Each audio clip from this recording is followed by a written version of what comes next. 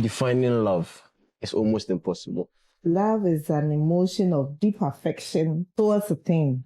So basically what I'm trying to say is love is an illogical feeling that makes logical beings act beside themselves.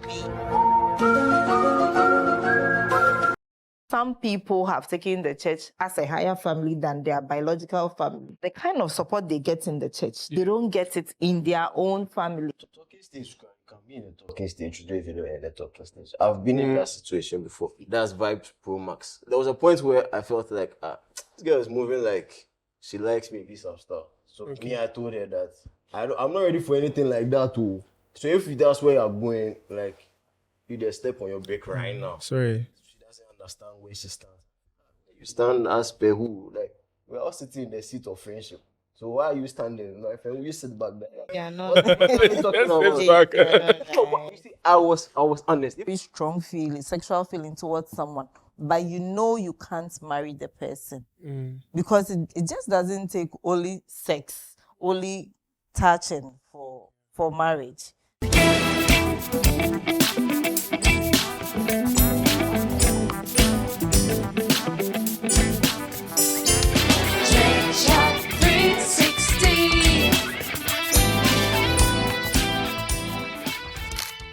Hello guys, and welcome again to our channel. And this is the ChurchChat360, where we talk all things church and how the world affects us as Christians in church. And I'm your host Nigel, and I'm joined with Doreen Dikoski. Great. On our episode for today, we are discussing love, relationships, and family. And we have two wonderful guests here to help us understand or unpack the topic. And so I'm joined here with let me allow them to introduce themselves. So yeah, shall we, from the ones to my immediate left? I'm Sophia Iwa, a wife and a mother. I'm James. You can call me Uncle C. I'm representing all those who are single, dating. Basically, if you're not married like the old people by me. Wow. Behave. Wow. Just because you're in the middle doesn't mean get the chance to say what you're saying. No problem. That's cool. Right. So I want to just go straight into it. You're talking about love. You're talking about family. You're talking about relationships. And Sophie, you are married. Yes. And you have children. And let's begin by understanding what love is. Yes, your perspective. Okay, so I'll say the definition of love it's complex, and as I always say, it's different. How you know what love is is different from how I know what love is. But what I can say is love is an emotion of deep affection for towards a thing or a person. So in this context, you are talking about towards a person. So the way I love you may be different from how Doreen loves you. So it's not as simple as we see it. It's not really a straightforward. But I can say it's a very strong emotion, which can be positive or negative. Defining love is almost impossible. You know, there are certain concepts you can define. I think love is one of them.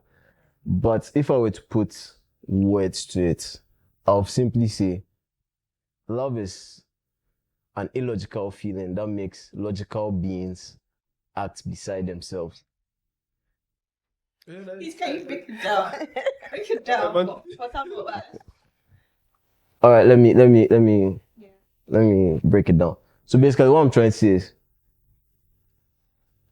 basically man should be logical, right? But when love comes into the picture, you tend to make decisions that often don't make sense, but you do them out of love. Because, for example, inherently man puts himself first. That's human nature. That's survival instinct. But to the benefits of somebody that you love, you put their interests ahead of yours. That's an expression of love. Naturally, it doesn't make sense, but because of love, you do certain things. So that's how I sum up the idea of love. And it's any type of love. I wanted to go there, but then I just want to pause. So if I decide that I'll give someone money, my like my last money to the person so that I can walk from Tema to Accra. That is love. It doesn't make sense. Yeah, it's an expression. You're talking about love, or in the situation of love, the heart. We go by the heart and not the head. Most of the time, yes. Mm. It's It's a hard thing. it's a feeling thing. It's not too much thinking. You work with your feelings. Yeah. I'm glad you mentioned that, because when we look into the Bible says, "For God so loved the world that He gave His only begotten Son." And Paul recommends that in Romans that believers should love each other and love each other genuinely. Yeah. Now, the love that I would have for an opposite sex, for one person that I would call my wife, would be different from the love that I would have for someone that maybe like you in church. But The love you have for me, too, or the love I have for the church. You have for church. Okay. church. Okay. Because I find in church. Sophie, what do you think? Are there types of love? Are there categories of love that we need to know? All right. Okay. So when it comes to love, we have types of love. We have the agape love, which as Christians we preach, is the God kind of love. As you said, God gave us His only begotten Son because of love, because He loves us. And that's the agape kind of love, which is unconditional, unwavering. It doesn't, nothing comes between you and that, you and God when it comes to that kind of love. And that's the kind of love that the church wants us to, how to express, to love each other, whatever. Yeah, and we have the eros, that is the romantic love. That is, it comes with sexual attraction. Yeah, yes, we have that kind of love also. And we have the we have the philia. We have the philia, that is like you being fond of someone, you have the same values, the same respect. Yes, that kind of love. Yeah. Then we have the pragma kind of love, which a lot of married people go to that tone. That is, you are compassionate about the person. You are committed to the person. That is why you say you are committed to one person. Yes. We also have the storge, or some people call it storge, the kind of love. That is the love you have for your sibling. It's definitely not the same kind of love you have for your wife or your girlfriend. Then we come down to Ludus. Ludus is, I can say, it's the kind of love that we see nowadays among the younger ones. It's kind of fun. There is no commitment. You are carefree. There is no kind of any attachment to that kind of. Yeah, yeah. You know, no commitment. So it's like, yeah, That's the one. yeah. So yeah. That's the one. So when it comes to Christianity, we all encourage one another to have the kind of agape love, which we know is very difficult for us to do as Christians, but we are fighting, or we are forging forward to have that kind of love. A lot of questions that you have people ask is the fact that why is there no love in the church? I mean, I come to a church, or I come to a service because we are church. All of us are because we are Christian, we are the church. I come to a service, or I enter a church building, and then I don't feel loved. What do people mean when they say that? I don't feel loved in church. Okay, so I should go. Yeah. So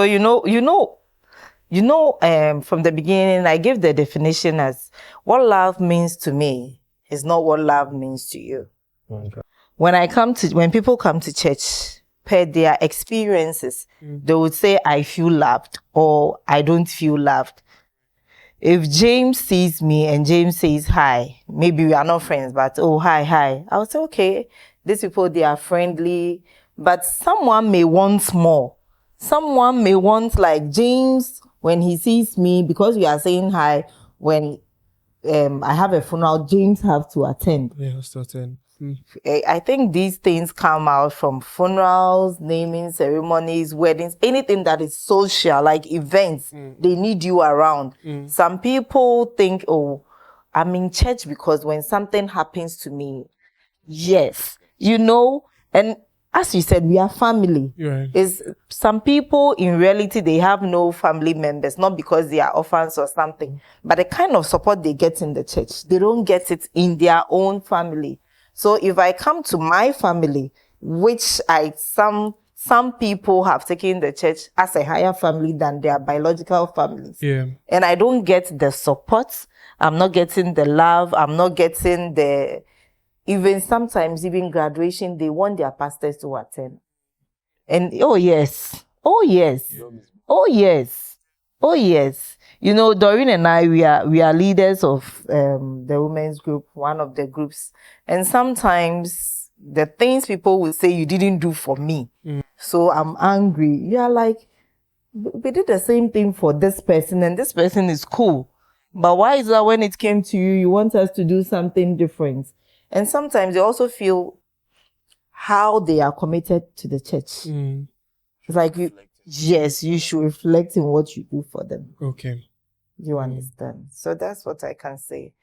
I don't feel love means. The love you're expecting from the church dwindled at some point. Okay, first of all, I don't have any expectations of love from Why? the church. No, let me explain.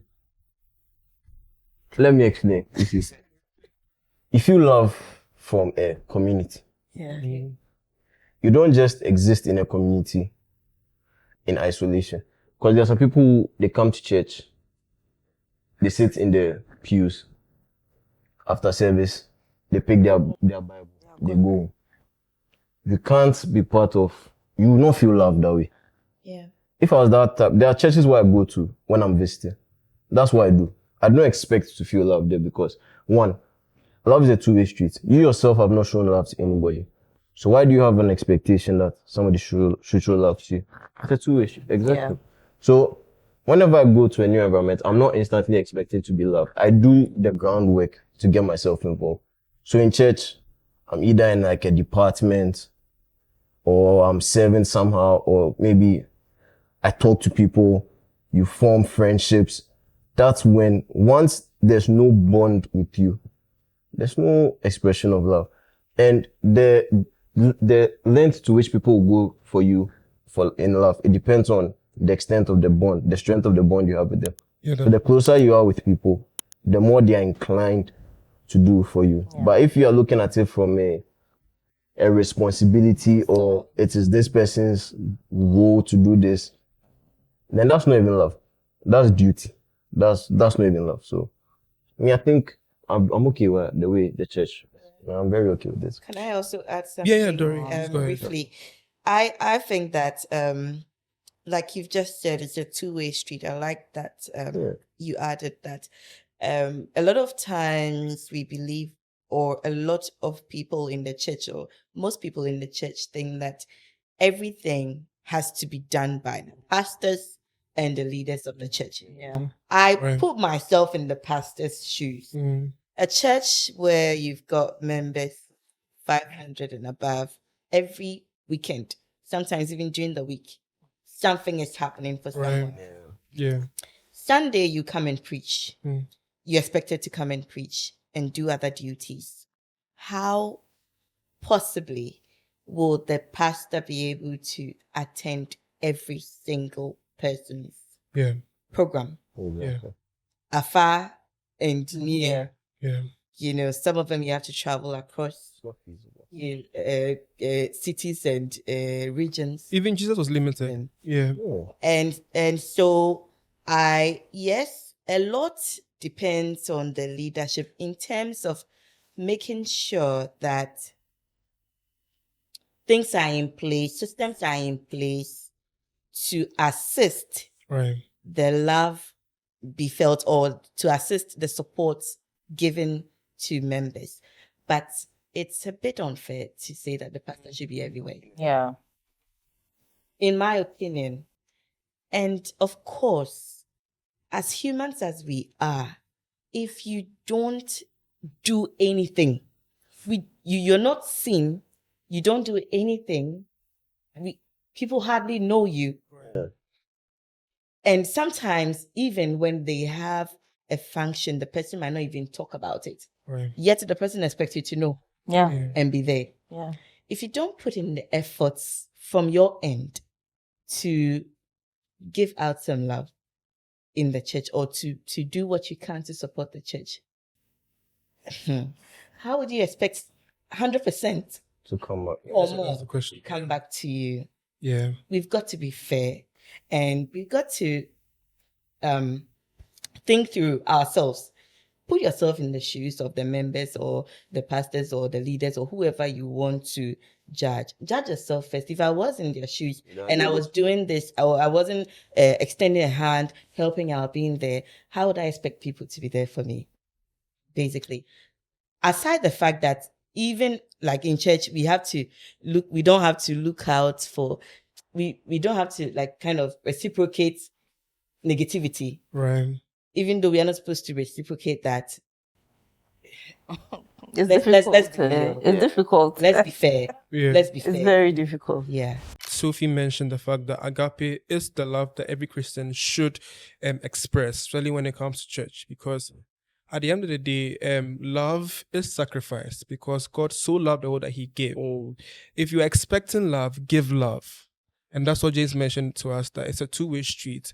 And that even if people don't come to my funeral or come to my, I should still be able to go to other people's funeral and express love, because love is unconditional. Agape love is unconditional. It's unwavering. I will still give, even though I don't receive. And think about how much everybody will just still give, even though they don't receive. At the end of the day, everybody should just be able to feel love. Because if I'm still giving and you're also giving me, then there will be love in the church. The next segment we're going to discuss relationships is the juicy part, and the regular ones that we know that before you get married, Right. there's dating, there's courtship, and these days so much has been happening. The young ones, Yes. I've been hearing of different names. What's situationship? Yeah, so let me Yeah, please. So, Older and generation. the ones that we don't know, just take us through it. All right, so there are different types of relationships now. For the purpose of clarity, I'll start. Right. Okay. Yeah. You guys know dating, Yes, I mentioned it. Yes. but now we also have what people call a talking stage. We have what Okay. people call Isn't that talking stage? Isn't that friendship? you would think it's friendship. Okay, but But- it's a higher level, a step up from. Well, What is it? so basically, a talking stage is when it feels like friendship, right? But Okay. right now, it's like feelings are involved, Right. but there's no firm commitment to that you guys are dating, or so there's no definition on what you're doing. Okay. There's no actual difference between you and a regular friend, except that maybe feelings have come inside, but Okay. you don't know where you stand. Yeah. That's a talking stage. Okay. Then we have a That is when they talk so long on phones and you meet and you talk about all the unnecessary things. Yeah. there's no this is my boyfriend, this is my Okay. just it's vibes. Okay. So you can have as many talking stages as possible. Talking stage, you can be in a talking stage, in a talking stage. I've been in that situation before. But you didn't know that your feelings are involved, or you. My feelings were involved though. As for me, my feelings were involved. It was a friend of a friend. And then through one of my male friends, I met this lady. And I mean, I knew her, but we didn't have any relationship. But through one of these outings, so we started, I think I had to pick her to go for one. And that's when the talking stage started. I don't define that stuff. No, but did she keep talking to you? Was the conversation keep going since then? We were talking. It was friendship. We were friends. We were getting to know each other as friends. Right. And there was a point where I felt like, this girl is moving like she likes me, this and stuff. So me, I told her that, you know me, I'm very upfront. So I told her that, look, me, I'm not ready for anything like that too. Like, I'm glad you mentioned and you clarified. Good. that's where you're going. Like, you just step on your brake right now. Sorry. They say, oh no, it's nothing like that. Oh no, we are just friends. We're just So now further down the line, she goes tell my friend that Bang bang. Bang bang. and where she stands. I say, where you stand as per who? Like, we're all sitting in the seat of friendship. So why are you standing? My friend, you sit back there. Yeah, no. What are you talking about? It's back. No, but you see, I was honest. Yeah. That. Joanna, she's gaslighting you. She said, but we were talking every day. I was like, so if you text me, I shouldn't reply. Like, is that the logic behind? If you wake up every morning, you send me good morning, I reply, good morning, how are you? I'm fine. Enjoy the rest of your day. We do that every day. That's talking stage. Hey, and then I'm talking plenty. I mean, I don't know. Me, I don't think. So to me, I wasn't a she wasn't a So the talking stage should be, sorry, Doreen, but the talking stage should be that both of you are aware that you have feelings, but you just don't want to commit. To me, yes. And then what else do we have?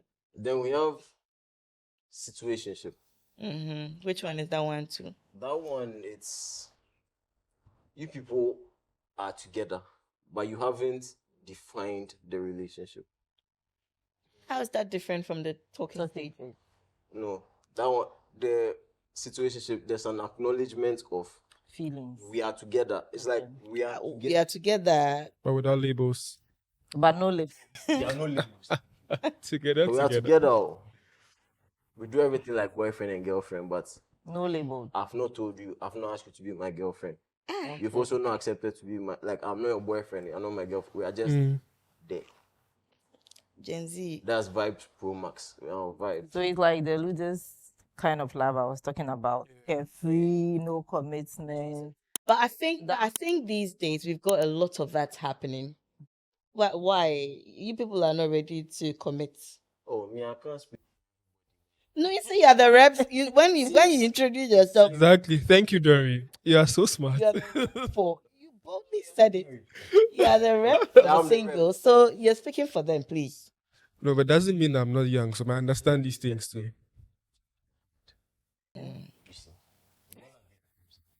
Since where you get it? Is that bad? Love cannot be. I know, right? Love is not soft yet. See, when you define your relationship, Right. it comes with expectation. Yeah. You see, expectations come with financial contributions. Really? Okay.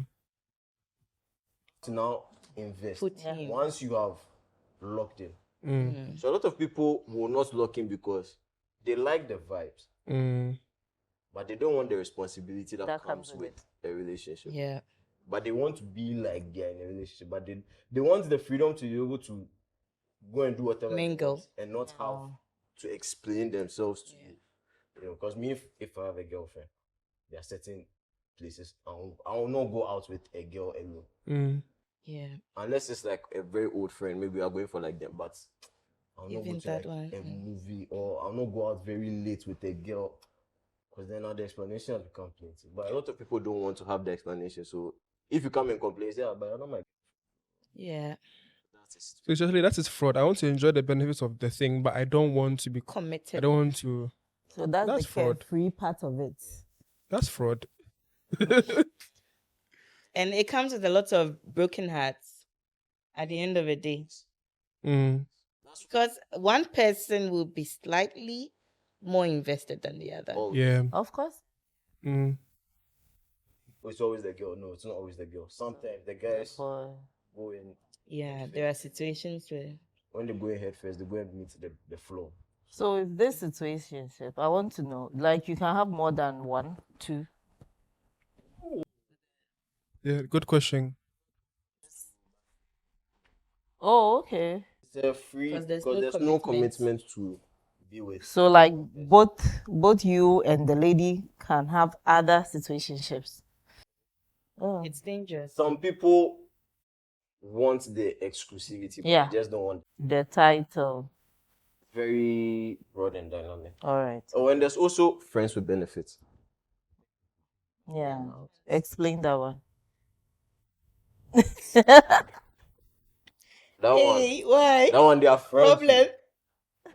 Yeah.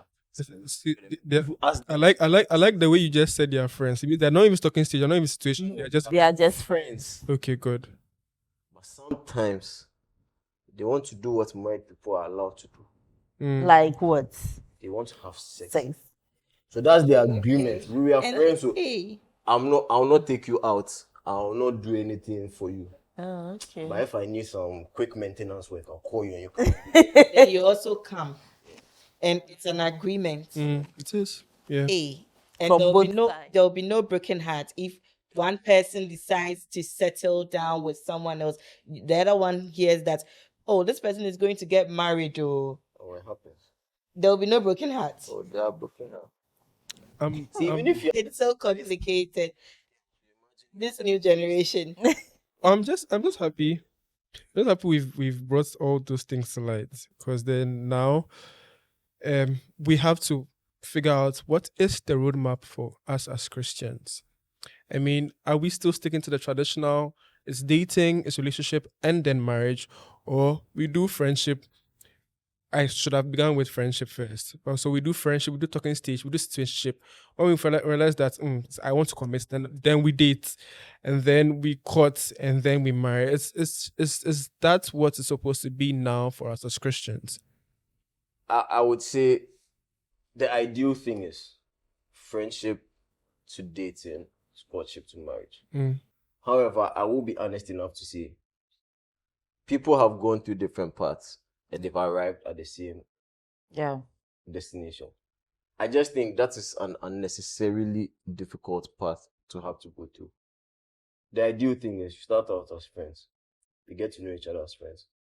When you realize some extra that their feelings, Errors. if the errors comes inside, then you people can start dating. Once you feel like, okay, there's somebody I think I can marry, then you move into courtship. Then when everything aligns, then you marry. Sophie, do you think that the errors feeling is all that it takes to decide that I'm ready to settle with this person? Not at all. Not at all. I wouldn't. The errors is just one type of love. It's just a sexual feeling. You know, you can have very strong sexual feeling towards someone, but you know you can't marry the person because it just doesn't take only sex, only touching for marriage. Yeah. You know, so all these types of love that I mentioned earlier on, it evolves with time. You can be having some very strong feelings, sexual feelings for someone today, but as you move on with the relationship, you realize it's more than that. You have the same kind of belief system. You have respect. That's the pragma. You have respect for each other. It is changing. Then suddenly you realize after marriage and all, that thing changes to become the stud. That is how you feel about someone when the person is family. That is where you can, people can say, I will kill for my children. I will do everything. I will sacrifice for my children. I will do everything. So it evolves, it grows. You come out of this, you enter that, that is if the relationship is progressing. Right. But if you realize it's only about the romantic sexual thing, it dies.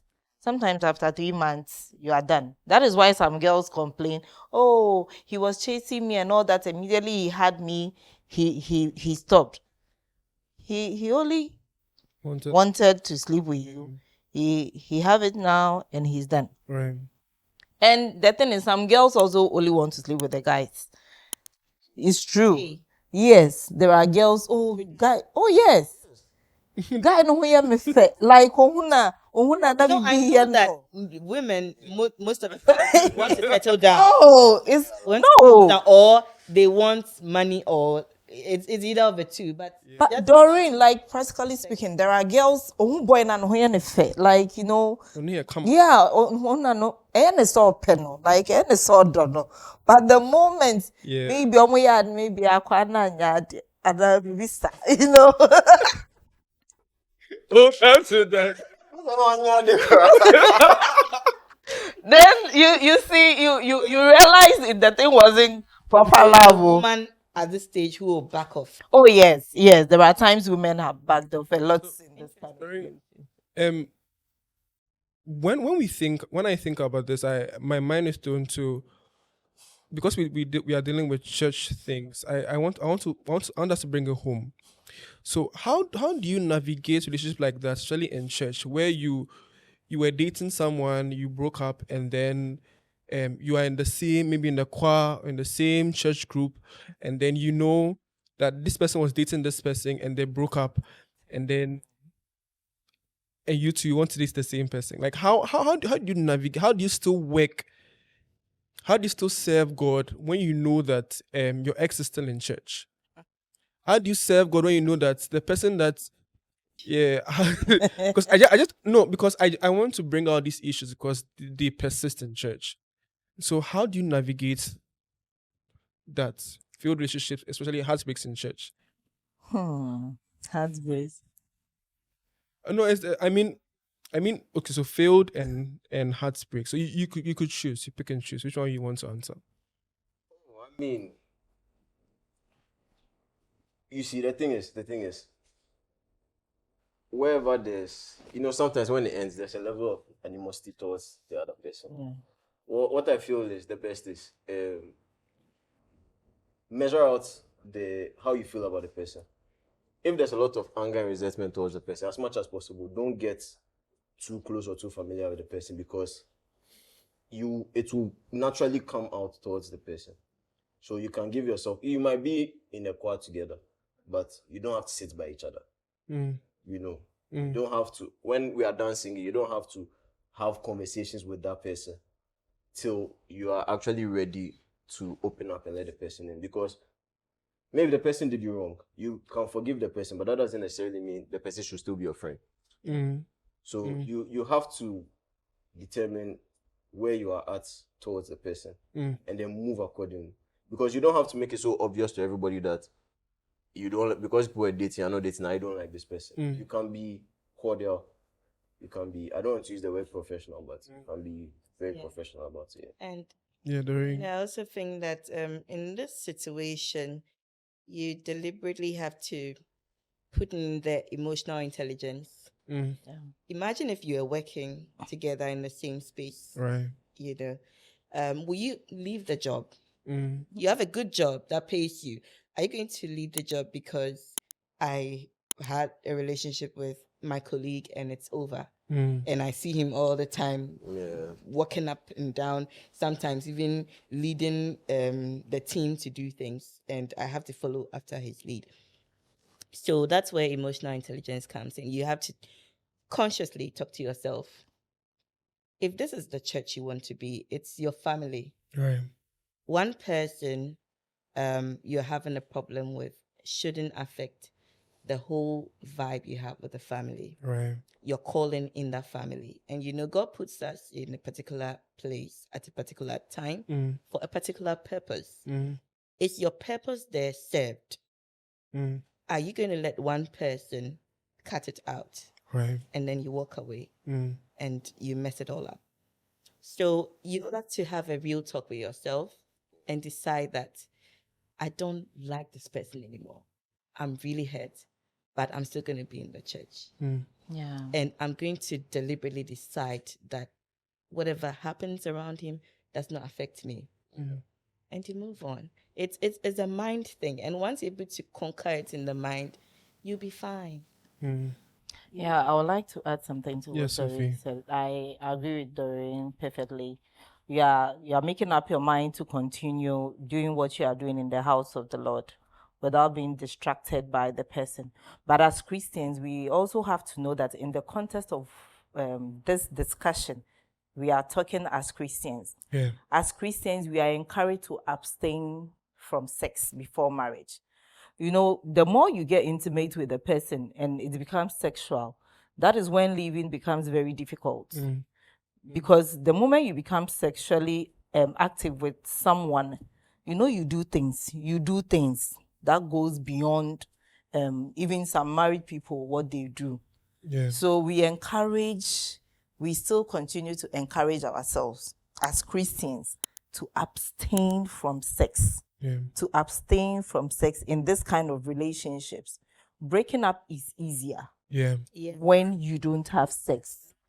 Yes, when there are no ties. But when you have sex and breaking up, sex also comes with a lot of things, pregnancies, then you move on, you don't want to keep the baby and stuff. Maybe you've done things together that you feel ashamed of as a Christian.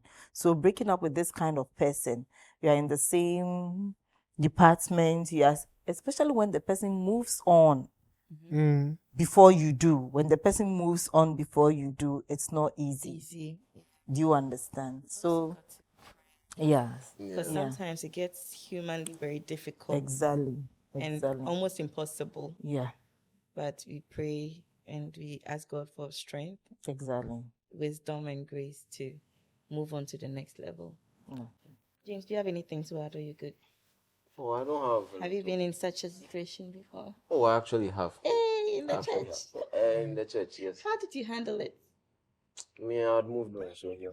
I don't want to talk about. No, I'm serious. I moved on. Like, No, I mean, like he moved on. He just if moved somebody, on. you're a repo. Yeah, So if somebody wants to no, me, know I how was. to handle it. Fortunately for me, I think we were still very cordial. So I mean, I can see her. I can say hi to her. I can say hi to her family. Okay. It was all calm. That was me. I've never been through the whole.